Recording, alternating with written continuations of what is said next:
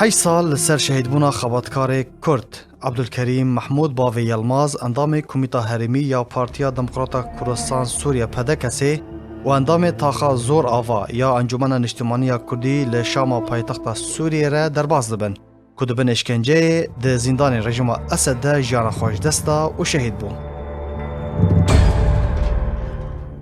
خباتکار عبدالکریم محمود باوی یلماز به تومتین اندامتیا پارتیا که قدغه کری و نروا هروها بچکرنا جوانین کرد لطاقه زور آوا یا شام پایتخت که او تاق پرانیان اشتجین و کردن هات زندانی کرن.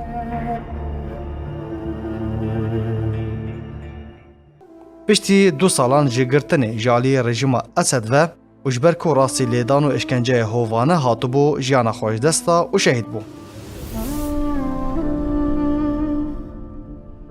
خباتکار عبدالکریم محمود باوی یلماز یک جه نشتیمان پرور و ولات پارێزên کردên Rojavayê Kurdistanê bû. Bi dilsozî xizmeta doza gelê xwe dikir.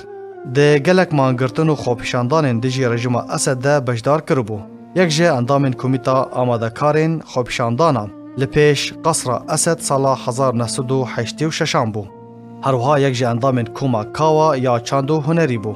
Ji ber çalakiyên wî yên siyasî, civakî û çand û hunerî de Newrozan de û helkeftên Kurdî de rastî gelek astangiyan dihat û dihate zindanî kirin, lêpirsîn û vekulîn pêre dihatin kirin. Piştî çalakî û liv û tevgerên wî yên berçav bû armanca rejima Esed.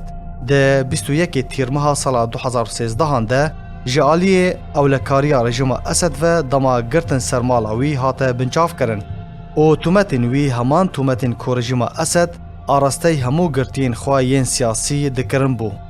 Ji bo çend heyvan li şaxên ewlekariya rejima Esed de ma piştre ji bo zîndana Edra ya navendî li bajarê Şamê hate veguhestin û di wê derê de ji aliyê sêxuriya rejima Esed ve rastî lêdan û işkenceya tund û stemkariyeke zêde hat.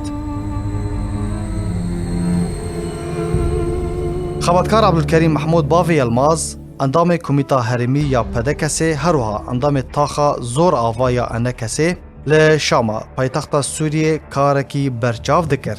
Bi xwe ji şîniyên gundê Kengelo yê devera dêrka Rojavayê Kurdistanê ye û li Şama paytexta Sûriyê niştecî bûbû.